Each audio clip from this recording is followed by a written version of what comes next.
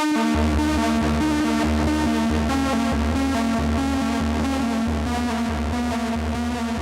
right, welcome back to the Rack Pack. We are your favorite modular synthesizer podcast, and I am one of your hosts, Jonas. We also have today, from way out in the middle of the Pacific, we've got Alex. Hey, how's it going, everyone? We got Stu J. Hey, how's it going? We got Jeffy over there. Our man Jeffy's muted. We couldn't hear you there. Yeah, he's muted. Hi, Where he's not. everybody.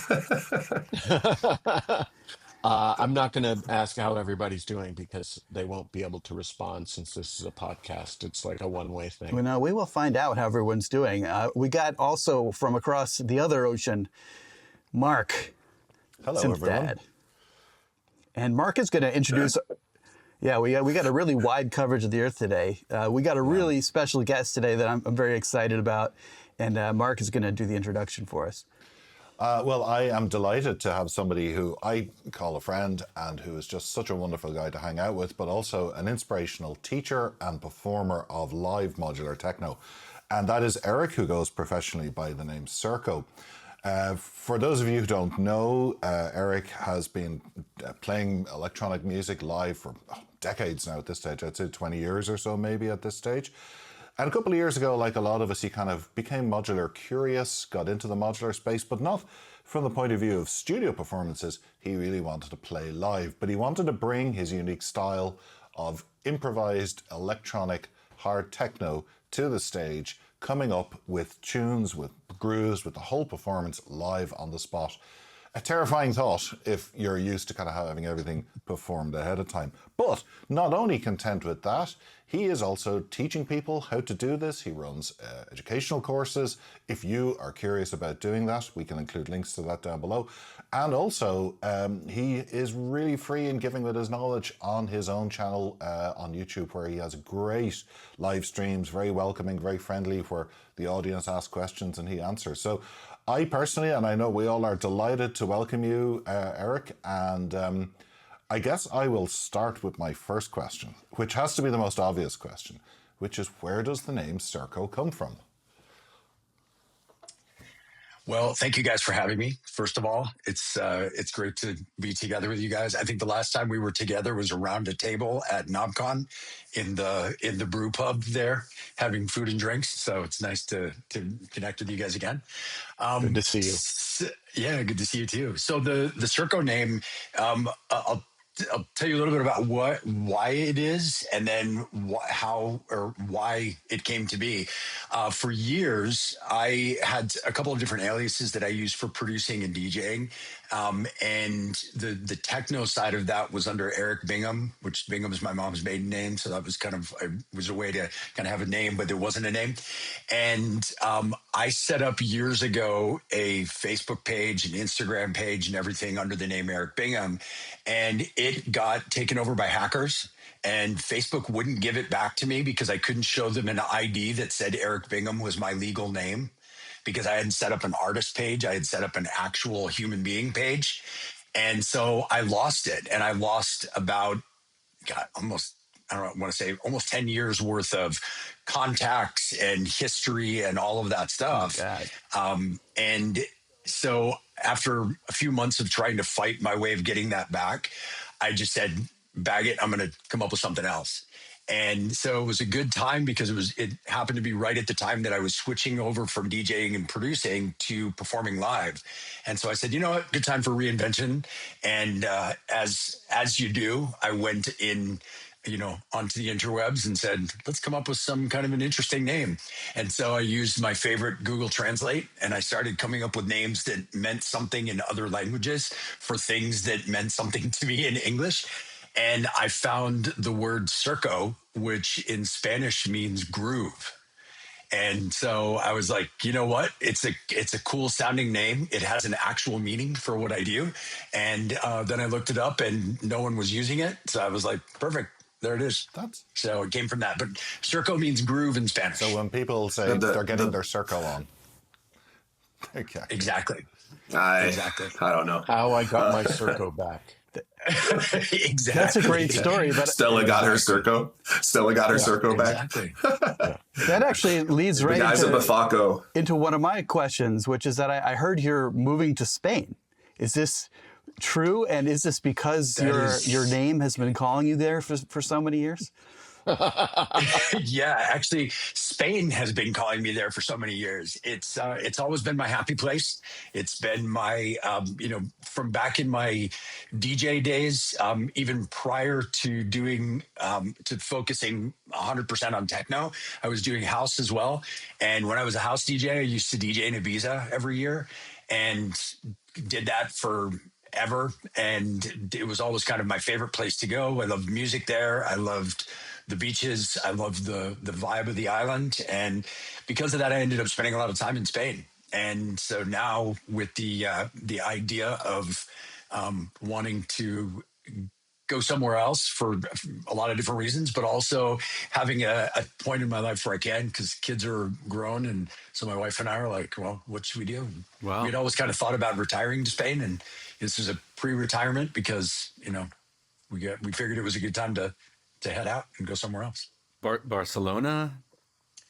Still deciding. The plan is, I think, once we get our house sold, the plan is to do some kind of slow travel and spend a few weeks here, a few weeks there, and kind of figure out. We have a few ideas of places that we're really interested in. There's some kind of physical requirements for us. For my day job, I do a lot of traveling, so being close to an airport is important. But also, obviously, being in a place that has a music scene and a place where we want to be, where it kind of has the vibes and energy where we want to be. So that's the plan. It doesn't hurt that Spain has such an awesome scene of manufacturers and music and the whole deal. I mean, pretty much any city you drop into, you've got someone doing some cool stuff out there. Yeah, for sure. And just growing. I mean, the music scene in Barcelona, the techno scene in Barcelona is really exploding right now. I think there's been a lot of people moving there. There's, also because of the proximity to Portugal, and there's a lot of international people that have moved to Portugal in the kind of techno world. Like Richie Houghton's living there now.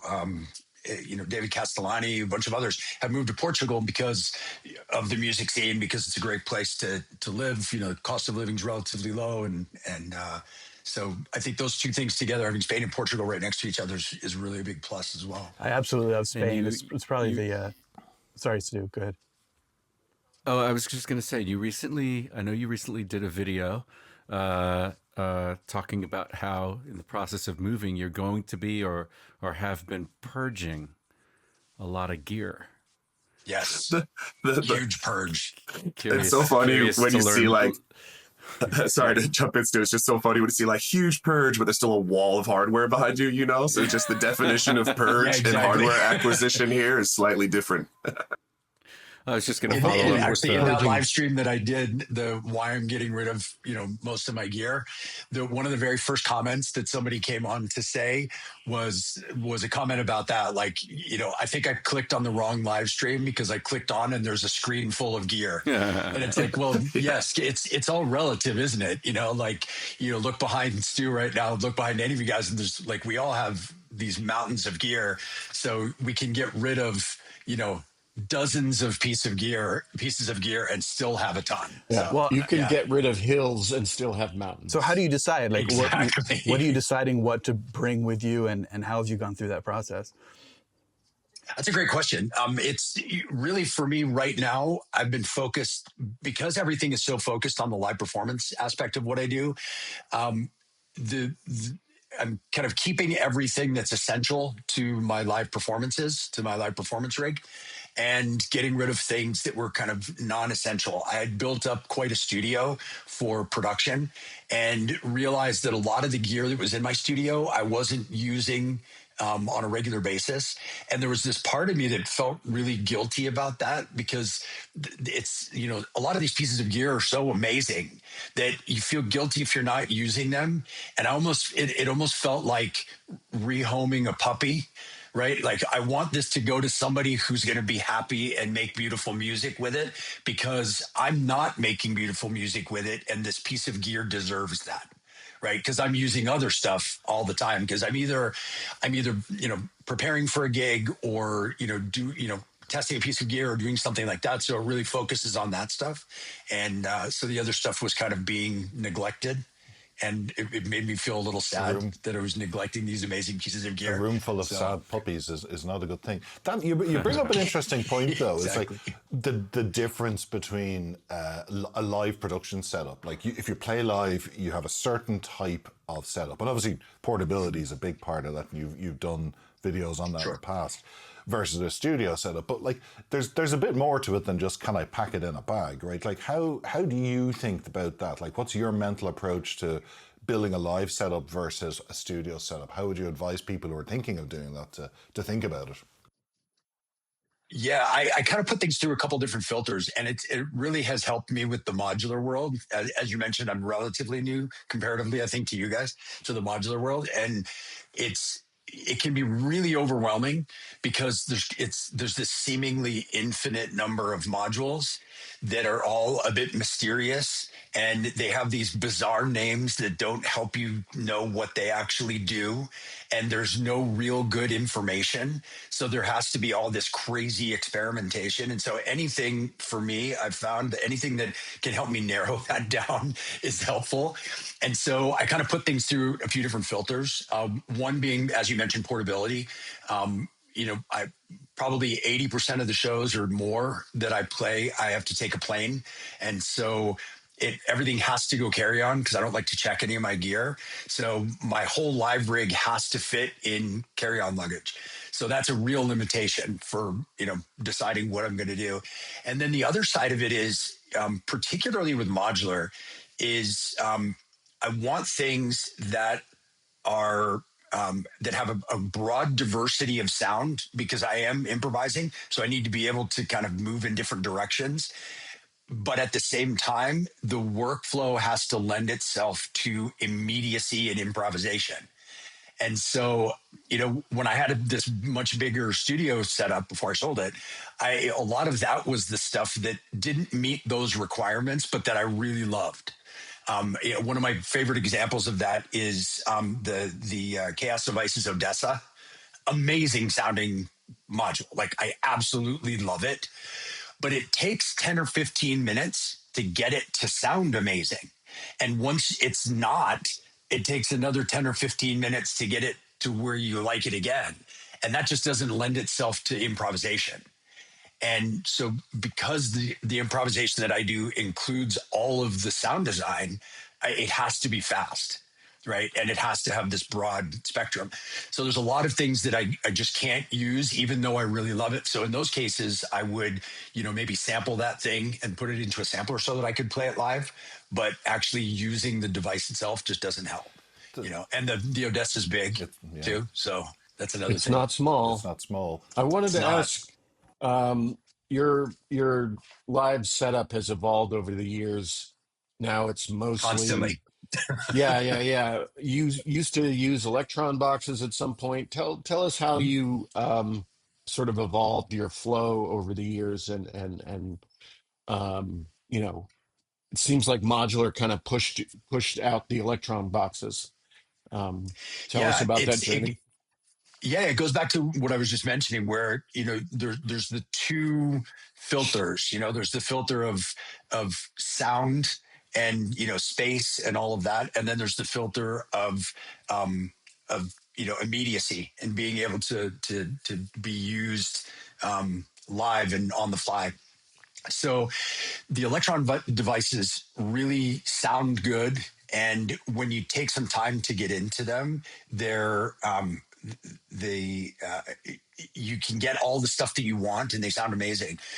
What really pushed me towards modular was the ability to be able to do all of that really quickly, have it be kind of knob per function, just getting right to it. I can look at something, see where the parameters are by looking at it, and know what it's going to sound like when I bring that sound in. And you just don't have that when you're going, where you have to switch to another track, then you have to go to another page and you have to do other stuff. So it was really an immediacy thing that really pushed me towards the modular side of it. I know you're a big fan of the Neuzeit drop. I wonder if that had existed a few years ago, if that immediacy would still be there, that, being able to map things to knob per function type thing. Yeah, I mean the drop is great for that. The one thing about it is that one thing anytime that I'm using uh, anytime I'm using a something where you're going to switch from one sound to another using the exact same controller, it doesn't really feel like knob per function, because I switched to something else and this knob is now something else, Right. which is kind of like the idea of using, like a groove box, and then you switch and it's something else again when you're using those same things. So yes and no. I mean, the drop is, it can do way more than a lot of other things can do, but it is still a MIDI controller, and it's not really at that point knob per function. So yeah, right. I think that's the beauty of modular, right? Is you get to dive into a lot of different types of synthesis, and I'm sure you've just got a ton of oscillators there that are doing really unique things. So I think that's kind of the playground of modular, is just the power of the range of synthesis, from pulsar to granular to West Coast, East Coast, etc. That in an electron box you've got your samples, you've got FM for the digitone, etc. But yeah, I think you lose a little bit of that. I mean, and the sound design is so important when it comes to live performance. So it makes sense that modular kind of push things a little away. I wonder. I was just going to say, it's interesting. Speaking of the drop, I've been considering getting it, and I haven't pre-ordered it yet. It's sold out everywhere. And the reason I haven't pre-ordered it yet is because I've had many MIDI controllers in the past, and I've noticed a pattern. I watch videos about it. I get excited. I imagine myself up there doing all kinds of crazy stuff. The MIDI controller shows up. I unpack it. I plug it in. I open, turn on the manual. And then I realize I'm not going to program this thing. I'm not going to go through and put in CC number whatever and CC number whatever. And then I look at my Digitact. I'm like, I'm just going to hit filter and turn the thing. I don't know. Do you ever, yeah, it just doesn't seem. If you're not going to use its additional functions or based around timing and events, then yeah, it's just another MIDI controller. Sure, it's got lots of cool options for merging and distribution. It takes a lot of work. It takes work, but they've really, with the drop especially, just the ability to actually plug in a keyboard makes it so much more usable and so much more friendly. And, with the learning functions, I think it's easier to program than it's not like sitting in front of a computer with an app where you've got to click the thing and then. That's true. It's more hands-on than that. You got your gear life crisis question in early on this one. Every episode. Every episode. I have a question about improvisation, because your commitment to doing everything live is something I really respect. And my musical background is in Indian classical music, where improvisation is like the whole thing. And so I spent a lot of time thinking about how to improvise. And I feel like one of the difficult things with improvisation is that when you're making music, you tend to create little kinds of habits. And when you're improvising, there's got to be some effort to sort of break those habits. Otherwise, you end up doing the same thing every time. And I noticed that you've been performing more and more over the last couple of years. It seems like your performance has gotten more frequent. I wonder how you keep it fresh and how you stop yourself from doing exactly the same habitual little things every time to keep it live. Yeah, I think there are certain things that you are going to do no matter what. Like you come up with certain ideas and you go, oh, I love it when I do this, and so you're going to actually do that stuff when you're performing. But I actually force myself to do certain things. So, for example, if I go to play a show, when I do a sound check, when I get ready to a venue, I'll play, whatever was in my sequencers the last time I played, when I was, in the hotel or before I left it or whatever to go there. And I'll use that for my sound check, and I'll, kind of make adjustments from as far as like the sound itself of the venue. And then the last thing I do before I finish my sound check is I delete everything. So I blank all my sequencers. I don't have any kind of presets or anything. And what that does is it forces me that after I go, go grab something to eat and then come back to play the show, when I come back, there's nothing that I can start from. So I have no choice but to start from scratch. And I've been doing that since I started doing this on purpose, because that was always kind of the idea, was that it was kind of the one of the main things that I had when I was kind of coming for this idea of doing improvisational stuff was I'm old enough to remember the Grateful Dead years ago, and how people would do recordings of different events and they would trade them because each one would be different than the other one. And I love the idea of you have to be there or you missed it.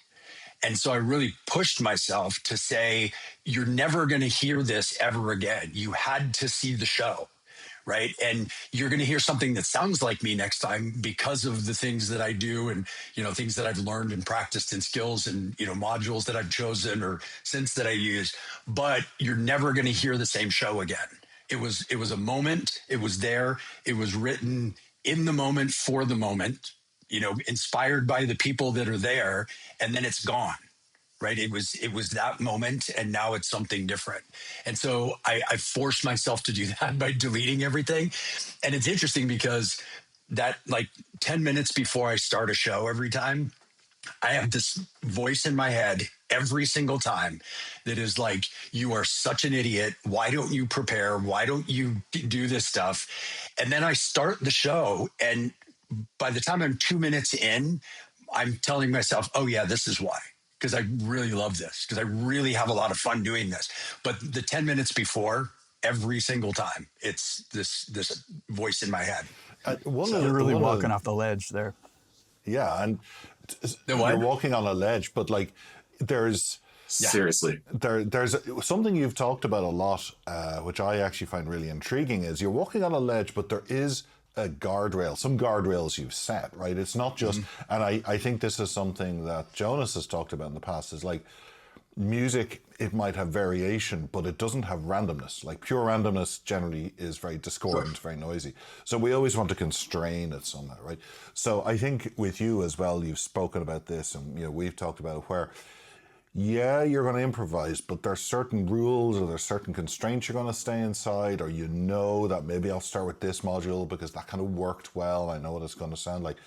And to me, one of the things that came away from that is, and I'm guilty of constantly chopping and changing my setups, is your setups, you build them, you fix them, and you know them inside out. They're like an instrument that to you is second nature, right? Talk a little bit about that, how those guardrails and the fact that it's a fairly consistent setup work for you, and keep it safe even though you're on the ledge. Yeah, so exactly the way you just mentioned that is, it's something that I teach my students all the time when they take my course about live performance, because it's really focused towards the improvisational side of things, and it's really focused on the idea that improvisation isn't winging it. And I think people have this idea that, oh, you're improvising, so you're just winging it. And it's not that at all. It's very much setting up your gear, how you're controlling things, how you're using it, how you're setting things up, how everything is prepared so that you can then improvise. And the way I like to explain it is, it's kind of like, if you think about a guitarist, think about any great, Stevie Ray Vaughan or Prince, or like somebody who's a great soloist. Imagine them trying to be a great soloist without tuning their guitar, right? So the idea is that you tune the guitar so that you know where everything is. You know that, this is an A, this is an F, these things will do this kind of thing. So then you can improvise, right? But if you don't have it, if it's not tuned and ready to go and prepared, there's no way to improvise. It would sound horrible. So you kind of have to prepare your instrument so that you know where everything is, kind of where to find what you need. So then when you get an idea, you can do it really quickly. And so I think it's really it's not winging it. Like, that's, I think the biggest thing is improvisation is not, just winging it. Yeah, people used to ask me all the time, as do improv on stage, and they're like, how do you practice improv? Seems like you're just up there, and it's like everything else. You practice the form, you practice the structure, you practice listening, you practice give and take, and that's it's the consistency of doing that that allows you to be in the moment. Like, ironically, the more you prepare, the more you can be in the moment. The more you focus on the gear and your setup in advance, the more likely it is that you will forget about it when you're in the flow. Yeah, and it's the same thing with martial arts or any sport, right? If your breathing is off, or like, it's everything in preparation. Like, if you haven't practiced your forms or your moves, you're focusing on those, your breathing isn't correct, all that sort of stuff. If you're stressing out on stage, like the few times I performed live, I literally have like a towel with me because I don't know why, man. You're up there stressing, but it's like, if you have your 100 hours of prep or whatever it is, you're not up there stressing because you've done it all before, and you know what you're up to. Yeah, and I would say, using that same analogy of sports, if somebody's, if you've practiced and you've prepared for whatever sport you do, what you're doing is you're practicing how to improvise, because things are going to happen that you haven't planned for. And the best sports teams are the ones that are able to improvise because they've practiced how to improvise in the moment. And what happens oftentimes with a sports team, no matter what sport it is if you only have a game plan and that game plan gets messed up at some point, you lose the game. It's the old, oh my God, his name just totally went out of my head. Sun Tzu. No, but there's no battle plan survives contact with the enemy. Mike Tyson, Tyson had a good version too. Mike Tyson, exactly. That's who I was thinking of, where he said everybody has a plan until you get punched in the face. Punched in the face. And it's the same. It's the same idea. Like, if you've totally prepared a set, I'm going to play these 12 or 15 tracks. I've prepared them. I have transitions. I'm using these things. I'm going to do, I'm going to change all of my sounds using, all sorts of different, ways that I've prepared. And then, one of your MIDI cables doesn't work, or something all of a sudden doesn't work. Well, you're going to fail. Like, you're going to fail live in front of a group of people. Now, if you're improvising and you've practiced and expected ahead of time that you are going to improvise from the beginning, I always joke that it's kind of pre-disastered, meaning that nothing can go wrong because nothing is set. And so there can't be anything wrong just by the nature of it, right? So anything that happens, it just is what it is. It's not a problem or a mistake or a bad thing. So for me, there's that level of comfort that I know that it will always be fine, because it just will be the way it is. So you mentioned there's nothing that can really go wrong. You mentioned your course. It's not pre-decided, I guess. You mentioned the course that you teach, and I just wanted to make sure that we highlight that for people, because I know that every time I talk to you, I learn something, and so I can't imagine what the value of this course is. We've all talked about. I think all six of us talked about how we want to take it. Yeah, we have. How can people find it, and what can they expect to learn in the course, and like what have you gotten out of teaching this thing? It's been amazing. Way better than I expected. I thought it was going to be just kind of cool, that there would be a few people that would be interested in it. And I've been doing it for about a year and a half now, a little less than a year and a half that I started doing the course. And I've had like 120 people that have taken it. And it's just been amazing, like, to see people get so much out of it. And like, no matter what the level is, like, some people are just getting started. Doesn't matter what gear they have. Some people are exclusively modular. Some people have no modular. I've had people that are like one desktop synth and an iPad, and like, it can be anything, because it's really the idea of how to prepare and perform in an improvised way. And so, yeah, if you just go to surcolive.com/courses, you can see I have the improvised live performance course. And then there's also a production course, which is using performance techniques in production, rather than like how to use Ableton, but it's really like how to use improvised live performance in order to produce tracks that can be, that can be put out as as final tracks. Yeah, it really sounds great. Where do you begin? You know, what if somebody joins your class and it's their first day, what would they expect? So the first section of the course is kind of a basics thing to get everybody on the same page. But the most important first step to everybody is I always ask them, what's their goal? Because some people want to perform live. Some people want to become rich and famous. Some people want to just have more fun playing their gear alone in their studio in an improvised way. And none of that's wrong. Like all of this changes, over the course of what they learn. But what they're really learning is a way to play, a way to use the instrument. And I always kind of look at it like, there's so many people in the world that have a guitar, like a studio or an acoustic guitar in their living room. And every once in a while, they'll just kind of pick it up, jam for, 15, 20 minutes and then put it down. And nobody ever thinks about that or ask questions about it or anything. And as soon as it's electronic music, people want to know, do you play shows? Do you release music? Do you, produce? Do you whatever? And most people will never do any of those things. We have fun playing music. We enjoy it. And a lot of people will never hear it. Where with my course, people will enjoy sitting down for 20 minutes a week, improvising with their gear way more than if they didn't take the course. And then there's other people that want to play, huge shows and travel around the world. Awesome. Like I can help you with that too, but it's not a special course for different things. It's all kind of the same. It's all about having fun and playing, what you do and what the music that you have, whatever way feels good to you. How'd you learn modular?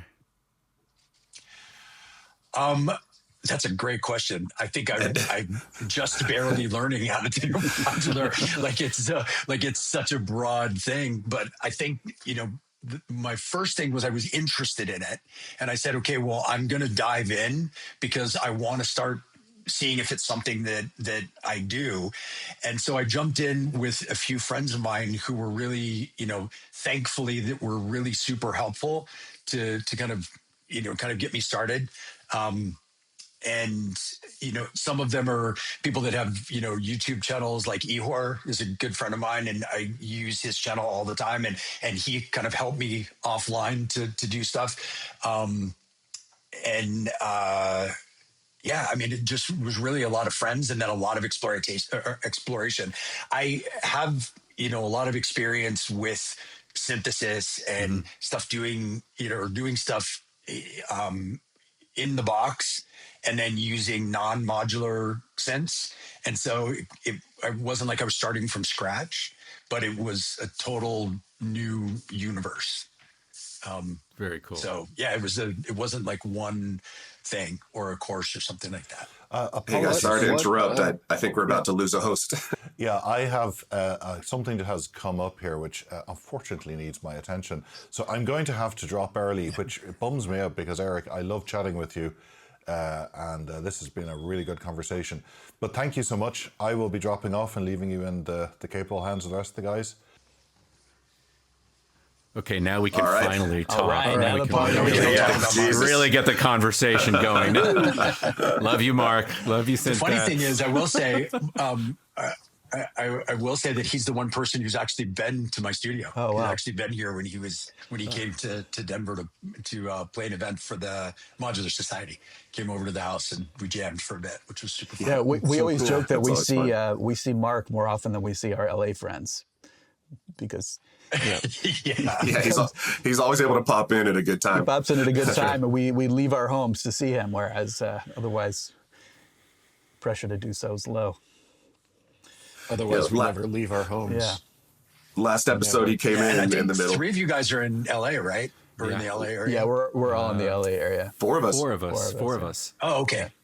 Except right now, I'm in the middle of the Pacific, but normally Los Angeles based. Yeah, so last weekend we went to the Vintage Synth Museum here in LA. I don't know if you've ever been there, but it's really cool. They have all the instruments, all the old instruments are hooked up to mixers, and you can play them and record them. Yeah.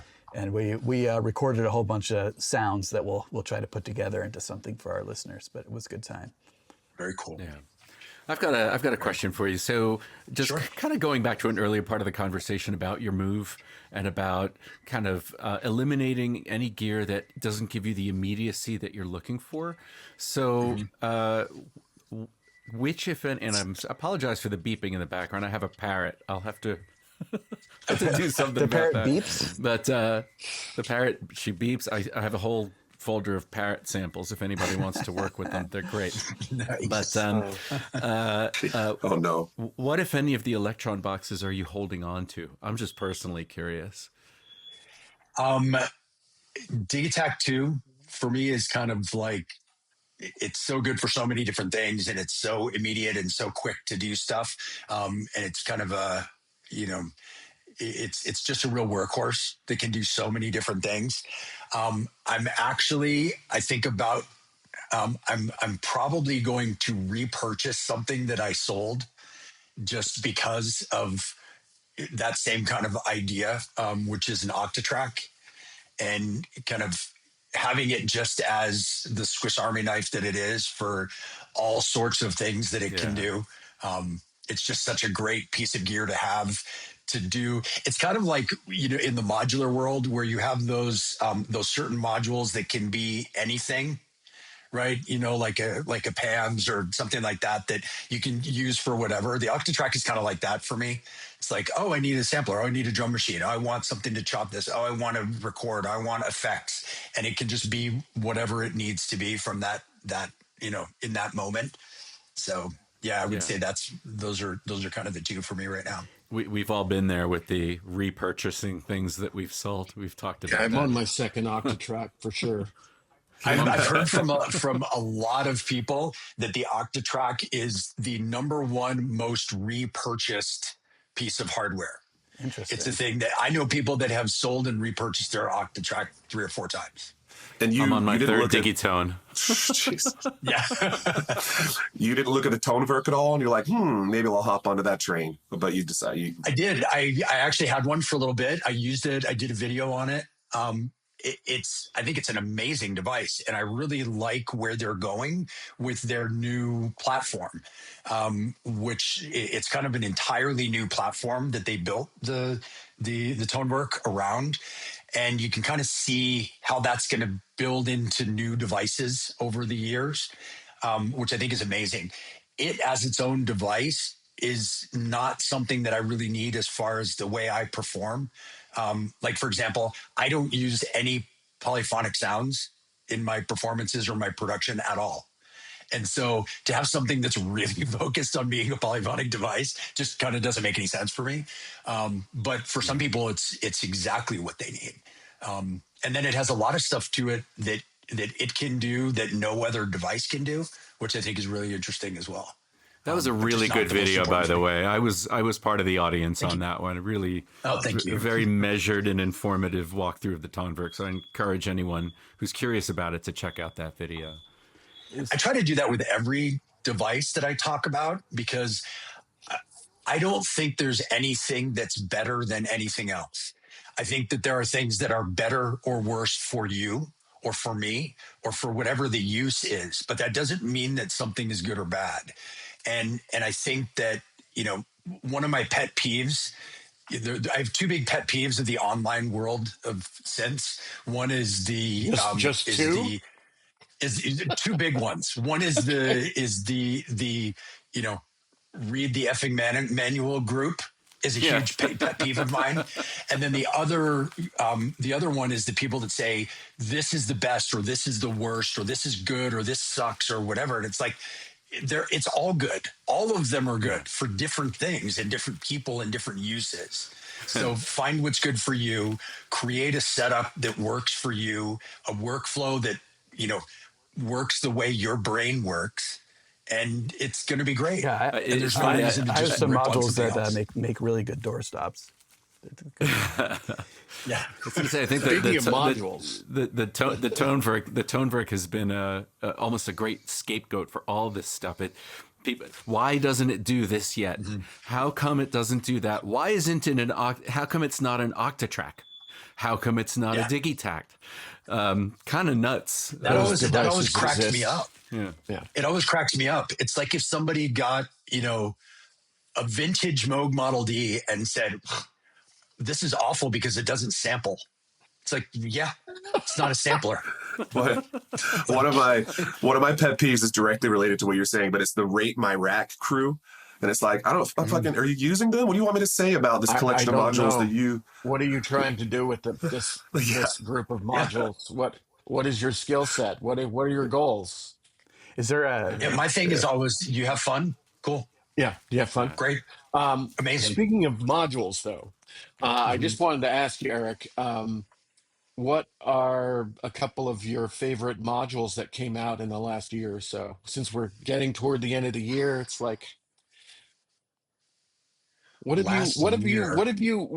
you replaced in your performance rig in the last year? What modules? Let's see. Definitely the Percon's voice is one that has kind of come into my setup and stayed, which I really enjoy a lot. I don't know. Let me look at my setup for a minute here. Actually, one that I actually love and I did not expect to love is the Griffin's Claw, the shock mount. That's an attenuator animator, right? Yeah, I mean, my whole live setup doesn't have really. I want to say it has no modulation. It has virtually no modulation because my joke is, I like to be the modulation, and so I just don't have any. And that's why when they actually sent me one and they were like, "Here, let me know what you think," and I was like, "All right, I'll give it a try. I'm not going to like it, but I'll give it a try." And then I realized that it's an amazing improvisational modulation source, in that I can be playing along and I can get an idea and I can just hold the play button, do a thing, and then move on. And it keeps the modulation going. So it goes to that thing that I mentioned before, where it's very immediate and it's really fast to add something with a lot of control that you wouldn't normally be able to add. Like if you try to do what it does with kind of traditional modulation sources, you're trying to get your LFO to line up with your tempo and have it be, then you need to put it through an attenuator to make sure you're getting just the right amount in order to do what you want it to do. And you just don't have to do any of that. You just record and then you do it and then it loops and it does its thing. So I really love it. And I did not expect to. It's literally giving you another pair of hands. Totally. And it was a surprise. It was one of those that I was sure I was not going to like it. And it totally surprised me. Awesome. There was a module that took that sort of approach. I think we saw at NobCon, right, from Decapod Devices. It was a similar one where you could kind of loop or do one shot modulation, had 4 channels of it. But like it seems the immediacy of that UX is pretty intelligent. Yeah. Yeah, and it's really interesting too because it's great how quick it is to record and erase. Like you can do stuff, have it work, and then 5 minutes later you can just go, okay, I'm not using that anymore. Just delete, and now I've got 4 more sources that I can do with other stuff. And it's it really goes along with that idea of immediacy and being able to do a wide variety of things really quickly live. So yeah, that for me has been that's been a big one. That's kind of surprising to hear because when you think Shack Mat modules, other than battering ram and some of the percussion stuff, you don't always think immediacy. Like Shack Mat stuff is generally pretty deep. Yeah. Yeah, and it also, one of the things with the Shack Mat modules that particular anything that's modulation or sequencing or whatever, it's kind of all or nothing in the world of randomization. It's all about just like hoping for a happy accident, right? Because it's so wild, some of it. And so you don't have a lot of that control. Like I love using the Oxy One because I can be random when I want, but have control when I want, rather than just letting it be all random and hoping it sounds fine. And this is one where it's like, it just lets me do exactly what I want it to do. I feel like I have control over it. Is Oxy One? I totally agree that their stuff can be that. Is Oxy One like the main sequencer that you use nowadays? Yes. Yeah, it's I I quite honestly could not perform the way I perform without the Oxy One. It's such a hugely important part of my performances, and actually not only my performances, but the way I perform. So yeah, it's super important for me. Which of its, I'm learning mine now a little bit every night, kind of digging in. Which of its modes are most useful for you in the way you do things? It's funny, going back to like the Octatrack, I feel a lot about the Oxy One the way I feel about the Octatrack, which is the analogy I use about the Octatrack is the Swiss Army knife analogy, but a bit deeper than normal. It can be all the things, which is the on the surface Swiss Army knife. But if you think about an actual Swiss Army knife, you never use the corkscrew and the toothpick and the scissors and the knife blade all at the same time. It just becomes non-functional. And so does the Octatrack. If you try to make it do all the things, it just becomes like way too confusing and unusable. But just like a Swiss Army knife, when you need that one thing and you don't have a specialized one, it works great. And so does the Octatrack. The Oxy's the same. And I am very much like the way my brain works, and it's probably why I like the Electron boxes a lot too. I have kind of like 909 brain. I like step sequencers. I like looking at 16 steps. So I never use sequences longer than 16 steps ever. Interesting. Huh. Because I like to be able to see everything. And I hate it when it changes pages and then I lose track of where I am in the sequence. So I'll use 16 steps with probability. And that's why I like the electrons, and that's why I like the Oxy, because I can do that with both of those. And so because of that, the sequencers that I use all the time is either the multi-track, when I want to be able to see things next to each other to be how they kind of relate to one another, or just the regular kind of mono. Yeah. It's a good point about like the piano roll. Seeing everything. Have you seen that that old Polyend device that was like 64 buttons long? Polyend C. Where you could see the entire. I mean, I always thought that thing was beautiful. I don't know why it didn't survive. I guess it's just too big and expensive. Yeah, no, I agree. And those are great for me, although I just don't need that much, but I'm all about it, and part of it is the type of music that I do as well. Right. So like, if you think about kind of the classic techno framework, the drum machines were almost always 16 steps, right? It kind of goes back to the 808, 909. They were all these 16-step sequences.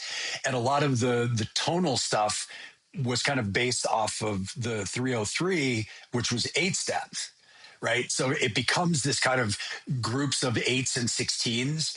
And then you all of a sudden, with the modern stuff, you can add probabilities and make that grow. But a lot of it comes back to 8 steps and 16 steps in order to make things be, the repetitiveness is one of the keys to techno in general, is being repetitive in order to make it easy to dance to. So you're not kind of confusing the groove of the dancer without making it sound monotonous, right? So for me, you have this kind of groove element that you want to make it easy for someone to dance to. And if you're changing time signature, if you're changing tempo, if you're doing that stuff, it makes it harder to dance to. But then you have to have really interesting sound design in order to keep it from getting boring while it's being repetitive. So there's like this kind of fine line between those two things. So again, with the Oxy One, just having something where I have a lot of control, I can see what everything is. I love with the Oxy being able to have total control over gate, being able to sequence kind of groove gate patterns the way I like them to go, and then randomly generating pitch in key within parameters without changing the gates. So I don't lose my groove when I add in this kind of random melodic stuff. And then once I generate something random, I can go in and edit. And I can say, I don't want this step or that step, or I want to change this pitch, one pitch individually. And it just gives a ton of really immediate capabilities. And you're doing all that on the fly. Yeah. Wow. Very cool. And I couldn't if it wasn't for the Oxy. That's kind of the thing with me. You know, there's this trade-off where a lot of people will go fully randomization and say, I'm just going to let the machine come up with whatever it comes up with and then deal with it. And then you've got the other extreme where there's kind of nothing random and I'm going to prepare everything and I'm going to micromanage every step. And what I love about the Oxy is it's this really interesting balance of those things, right? You can generate what you want, you can control what you want, and you decide, right? You don't have to adapt to its workflow. It's such a great machine. I love how easy it is to make those changes on the fly because you can see exactly what you're doing, exactly what your rhythm is, exactly what your melody is. It's really great. Yep. Yeah, and because I'm doing stuff live, like you mentioned, it's what's really cool is, you know, I'll have things that go together often that will be in the multi-track. So I can look and make sure visually that things aren't going to clash. They're not going to be on the same step, that, you know, rhythmic elements will fit within other rhythmic elements before I bring them in without having to cue, because I don't cue either when I'm playing live. So it's not like I'm listening to something, writing it, and then I'm bringing it in. I have to be able to bring it in live as well as visually being able to edit it without hearing it. And that's where modular comes in too, because I can look at a module and I can tell you what it's going to sound like before I bring it in based on where the knobs are, you know, where the position of the knobs are. And so it kind of gives me a starting point, and then I'll edit it, you know, where everybody can hear what I'm doing. Very cool. Yeah, those are definitely unique guardrails as far as, you know, no polyphony, 16 steps, all that sort of approach. So that's really cool to hear how you set up your performances. Yeah, I mean, the no polyphony thing, for me, it's a function of the kind of creating a clean mix. And it's much harder to do with polyphonic voices because they take up so many frequencies. And in modular, it's really, really difficult to clean up a mess once you've made it, right? Because we don't have sidechain by every channel. It's not like a DAW where you can just kind of, you know, chuck a bunch of effects on it and fix it. You know, you can sidechain everything to everything and kind of move it out of the way. You can't really do that without a massive setup and spending a lot of money. So it's one thing I tell my students all the time is don't make a mess that you have to clean up, because it's really hard to clean up. And so, for example, if I want to represent a chord, rather than using a polyphonic voice that will represent the whole chord for, you know, a triad, I'll use 3 mono voices to represent each note of the chord. And then I maintain each individual control over that to be able to filter, take out the different frequencies that I don't need. And that way it keeps the mix clean. As soon as you put in something that's a drone or a pad or anything that's polyphonic, you're just creating an audio nightmare for yourself that's really, really difficult to fix. And then everybody goes, why does my mix sound so muddy? And then the next gear thing is, what's the magic end of chain thing to fix that? Like, where's my magic end of chain box that's going to make this awful mix sound good? And it's like, sorry, man, it's not going to happen. It's just not going to happen. So, yeah, that's where that ends up. Do you suffer much from gas? This is a subject we talk about from time to time. How are you as far as acquiring gear? So yes and no. Yes, I get excited about new gear when it comes out, particularly if it seems like something that's going to fit what I do and how I do it. But I am not a gear hoarder. So I like to buy gear, but I'm also very quick to sell gear when I don't use it. Yeah. So I don't, I'm not one of those people. I don't know if you ever watch Midlife Synthesis, watching his stuff, but he did this great video about when you pay full price for something, you have this bias that makes you think it's good to confirm that you made a good choice about buying it, which cracked me up. He and I talked a lot about this one day, and it's really funny because I don't have that at all. If I buy something and it doesn't work, I'll sell it. And not because it's not good, but it's because it's just not a good fit for me. You know, and then there's things that I really, really love, but it doesn't necessarily fit a use for me. So for me, they're all kind of tools and less about like, collectibles, I guess. Yeah. See, No, that makes sense. For the most It part. makes a lot of. It's different for Eric because he actually makes music. So True. he's got that. He's got that standard. I mean, that as is a tool. kind of a prerequisite. Like if I'm actually going to use it for something, then I'll use it. And the other thing too, this goes back to me selling a lot of stuff right now. You realize when you start selling stuff that if you really want one of these things later on, it's not like, get it. with very few exceptions, it's not like you can never get it again. In this day and age, unless it's like a real vintage collectible thing, whatever. Yeah. But and most stuff holds its value. I'm at the point now where I used to feel guilt if I sold something. Now I'm like, no, I got a really good deal because it cost me $200 to rent that for 2 years. Okay. Yeah. Yeah, it's I've called my gear a savings account that you get to play with. That's exactly right. Because you can always sell stuff when you need to sell stuff. And if you want it again, you can always get it again if you actually need it. Like with the Octatrack, I didn't think that I was going to use the Octatrack, and some things have changed recently that have made me go, you know what? I think I'm gonna maybe get the Octatrack again. So my module Proteus has been out for almost 6 months now, and I'm starting to see the first ones show up on the used market, and I really like seeing that. It's fun because they're moving around and they'll try out a new home, and maybe somebody else will get something out of it. Yeah, when I was just in Berlin a few weeks ago for some shows there, I got to meet Raphael, the guy that started, the guy that created the BOEM, the Ohmforce BOEM. And we were talking about that, and it was really funny because he was really super excited that at the music that people are making with the thing that he came up with. He's like, it was interesting to hear just the passion he gets from hearing people's music they've made using his module. And he just loves, like, for him, it's not even like, oh, such and such a celebrity is using it. It's like, wow, that's such a cool song. And he used my thing to make it. Yeah. Like, what a cool, that's the best. Interesting thing. I know when you were in Germany, you played a show with Jan Ritter, who's been using Proteus quite a bit. Yeah. It's so much fun to see him using it. Yeah.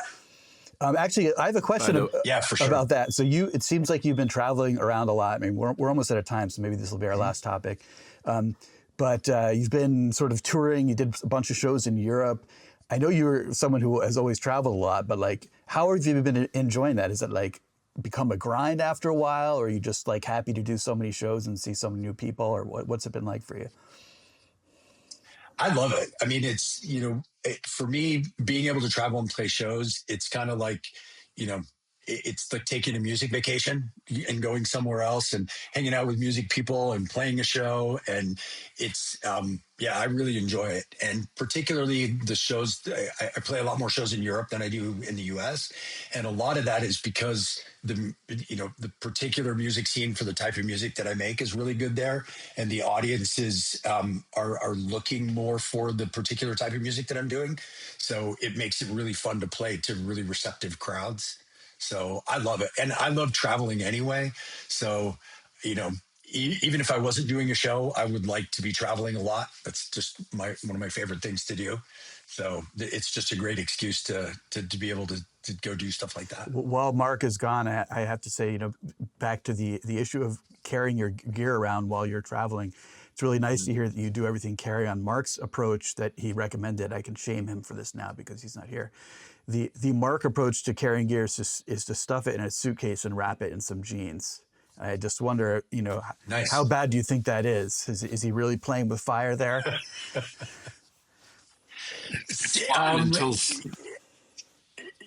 Yeah, I think it's fine. I would rather do that and do carry on than put it in a checked thing. I have, if you guys follow Sarah Summers, she's a friend of mine as well. And she recently had 2 weeks in a row of having her gear not show up for events. One of them, she was playing a massive live show where she was co-headlining with Kink in a festival in front of like 5,000 people, and her gear didn't show up. So she had to play a DJ set. and it was an all live event, co-headlining live with Kink. And she wasn't able to do that because her gear didn't show up on time. Is she the one that uses all the pink gear? Yes. So she had to play with like black gear. Yeah. She had to play a DJ set. Wow. She had to play with USBs and CDJs. Wow. So she went out and bought a DJ set?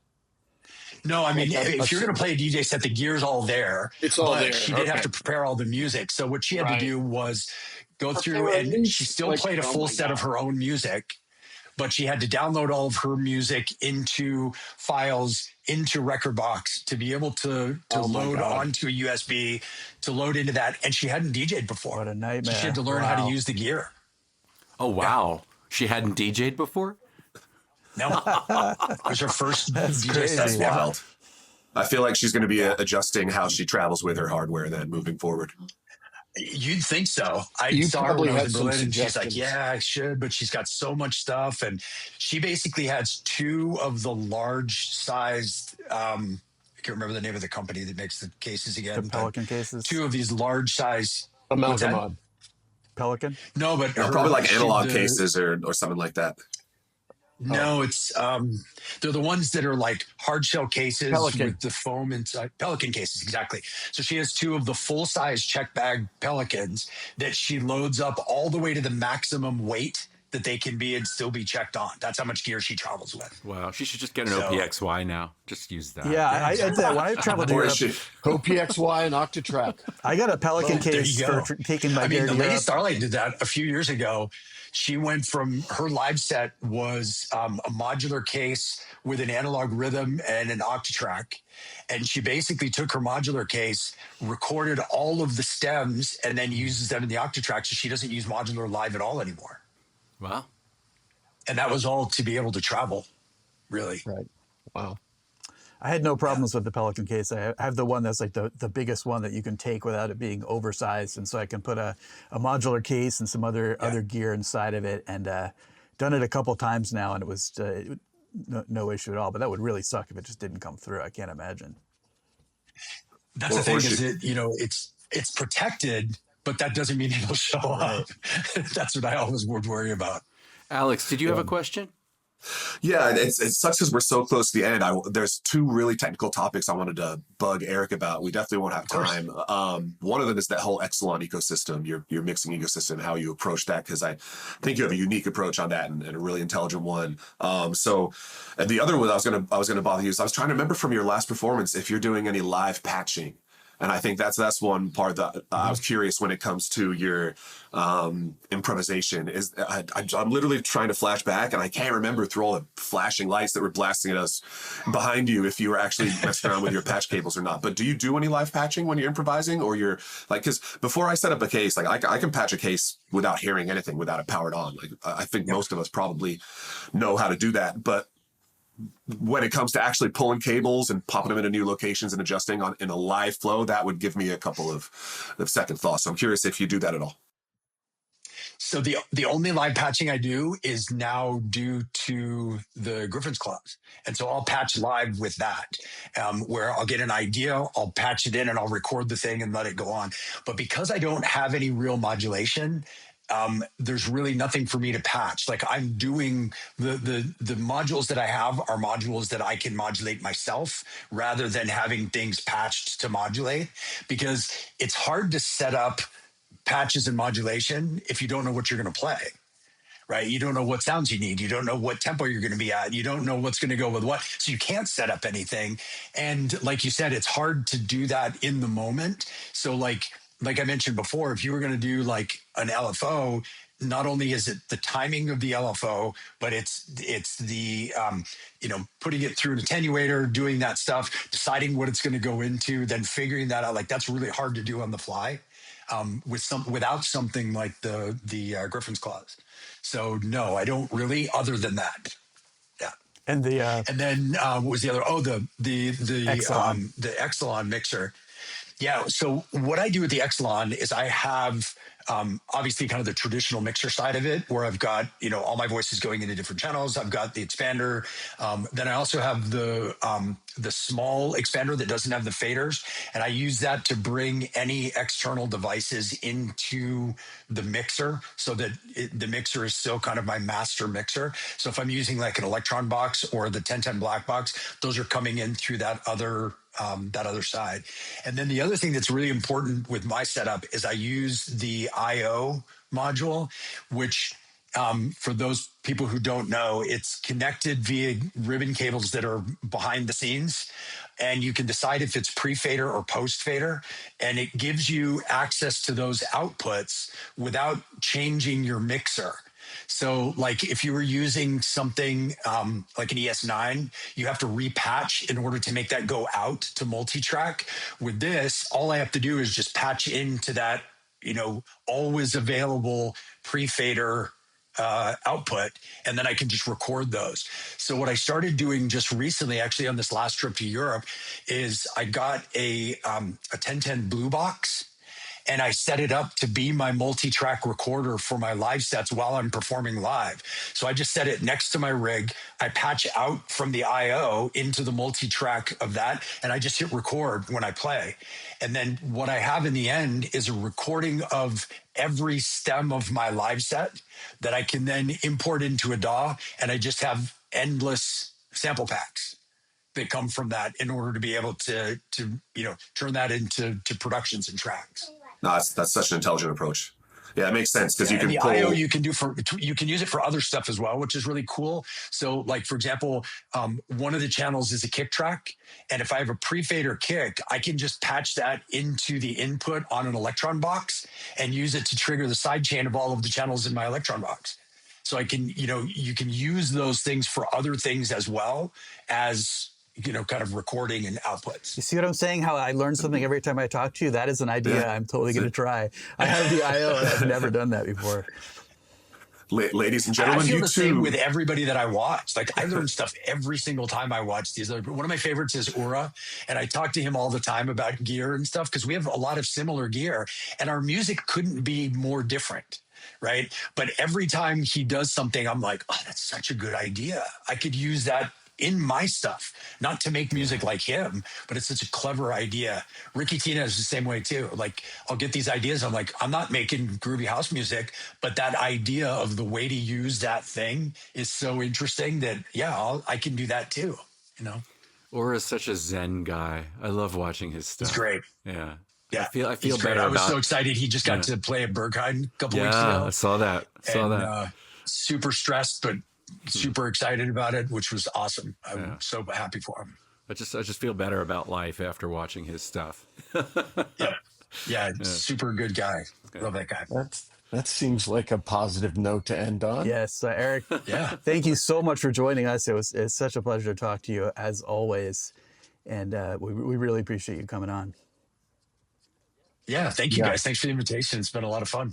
Absolutely. Thanks so much. I look forward to seeing you guys maybe at Buchla. Are you going to come to Buchla and Friends? Yeah. We'll definitely be there. We'll be there. I am for something very exciting. Oh. For those of you who don't know, it's at the end of January here in Los Angeles. Buchla and Friends. Tickets available. Yeah, they're free.